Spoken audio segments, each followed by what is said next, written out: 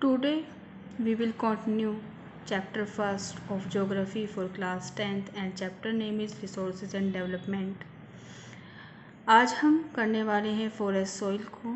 Last video में हमने arid soil तक का अपना सिलेबस जो है वो कंप्लीट कर लिया था, उसके ऊपर डिस्कशन जो है उसे भी कर लिया था। तो चलिए देखते हैं फॉरेस्ट सॉइल। फॉरेस्ट सॉइल को हम माउंटेन सॉइल भी बोल सकते हैं। फॉर्मेशन अगर इसकी बात करें तो mechanical weathering by snow, rain and temperature. तो ये जो मिट्टी का निर्माण होता है वो बेसिकली बर्फ़ के द्वारा, रेन वाटर के द्वारा और टेम्परेचर के द्वारा। जब ये सब चीज़ें मिट्टी पर बार बार प्रहार करती है, मिट्टी पर बार बार इफ़ेक्ट करती है, तो उस प्रोसेस से इस फॉरेस्ट सॉइल की फॉर्मेशन होती है। लोकेशन इसकी होगी फॉरेस्ट सॉइल की हिली एरियाज़। तो कश्मीर से लेकर के अरुणाचल प्रदेश तक जो हमारे हिलीज़ एरिया, जो हिल वाली बेल्ट है, हिमालयाज़ रेंज वाली बेल्ट है, वहाँ पर फॉरेस्ट सॉइल देखने को मिलती है। अब फर्टिलिटी क्या है इसकी, ये क्वेश्चन मार्क दिया हुआ है मैंने, यानी कि फर्टिलिटी के बारे में क्या हम लोग जान सकते हैं या क्या पता लगा सकते हैं। Loamy and silty in valleys and coarse grain in the upper slope. अब ध्यान से देखिएगा, वैलीज़ में जो हैं, यानी कि नदी जब ऊपर से बह करके वैलीज़ में पहुंचती हैं, तो जो वैलीज़ में वो मिट्टी अपने साथ लाती हैं ऊपर पहाड़ों से बहते हुए, वहाँ पर उन्हें डिपॉजिट कर देती हैं।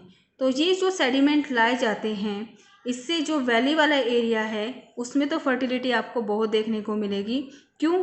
क्योंकि सारे की सारी मिट्टी जो है वो हर बार नदी के द्वारा ला करके बिछाई जाती है और हर बार उसके ऊपर एक न्यू सॉइल आ जाती है। तो वो न्यू सॉइल जो होती है वो फर्टिलिटी में बहुत ही भरपूर होती है। तो लोमी एंड सिल्टी जो वैली के अंदर डिपोजिशन होता है सॉइल का, वो सबसे फर्टिलिटी में अच्छी होती है। लेकिन जो अपर स्लोप होता है, मान लीजिए इस तरह से हमारे पहाड़ बने हुए हैं, नदी बह रही है, नीचे जो वैली में जमा किया वो तो लूमी हो गया, लेकिन ऊपर से वो क्या करते अपने साथ रेन जो है, या फिर हम लोग कहें कि स्नो जो है, यानी कि ग्लेशियर जब पिघलते हैं और नीचे की तरफ वो लोग फ्लो करते हैं, तो उस फ्लोटिंग में वो अपने साथ ऊपर वाली जो सॉइल क्रस्ट है उसको बहा करके लेके आते हैं। तो सॉइल क्रस्ट जो है वो नहीं रहता ऊपर, जिसके कारण ऊपर कोर्स वाला जो एरिया है वहाँ पर हमें फर्टिलिटी देखने को नहीं मिलेगी। अपर स्लोप में हमें कोई फर्टिलिटी देखने को नहीं मिलेगी, जबकि लूमी एंड सिल्ट हमें वैली में और कोर्स एरिया में मिलेंगे। कोर्स एरिया में यानी कि जहाँ से नदी बह बह के निकलती है, उस कोर्स एरिया में हमें फर्टिलिटी अच्छी मिलेगी। लेकिन जो अपर स्लोप है, जो बिल्कुल ऊपर से निकल रहा है, वहाँ पर फर्टिलिटी ना के बराबर होती है। नेक्स्ट हम लोग देखेंगे मिट्टी का जो भी हमने अभी तक क्लासिफिकेशन किया, सॉइल का जो क्लासिफिकेशन किया, उसको मैप के थ्रू समझने की कोशिश करते हैं।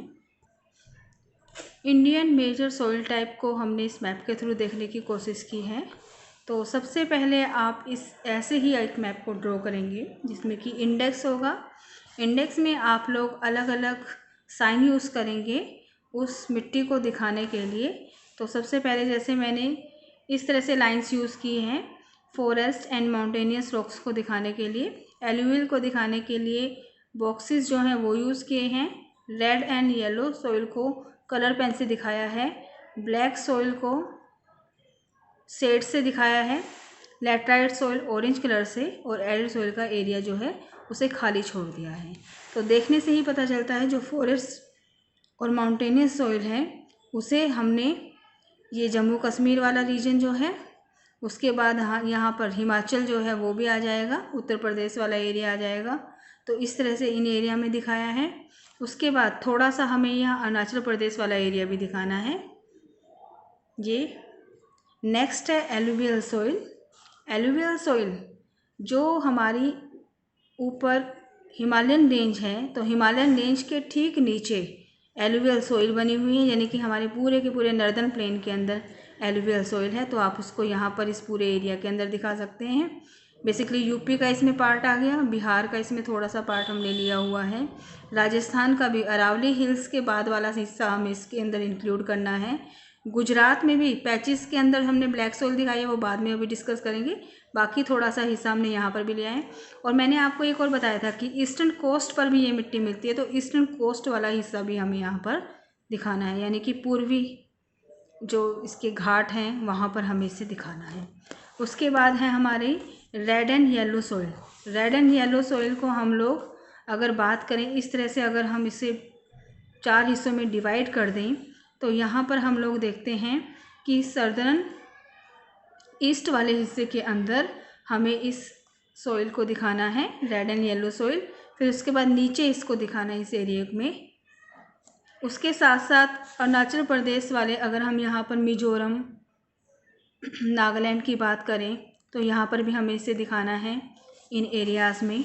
उसके बाद नेक्स्ट है ब्लैक सॉइल। ब्लैक सॉइल के बारे में सभी को पता है कि बेसिकली मुंबई को इसमें हम लेंगे और गुजरात में पैचिस में इसको दिखा देंगे, एक पैच यहाँ पर और एक पैच इसके इस वाले हिस्से में दिखाना है।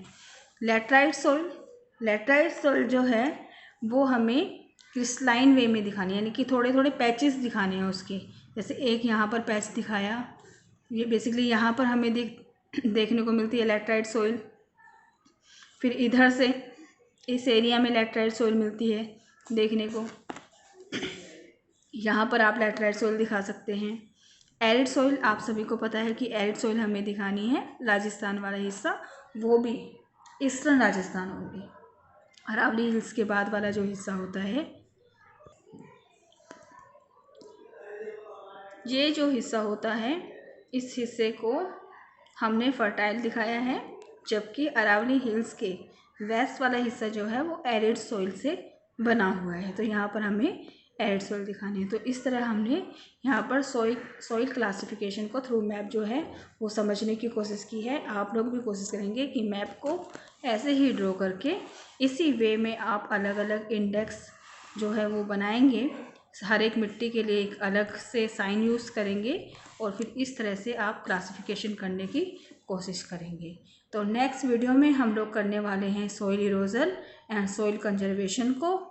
यहाँ तक आपको आपके नोट्स सही तरह से प्रिपेयर करने हैं। Thank you so much.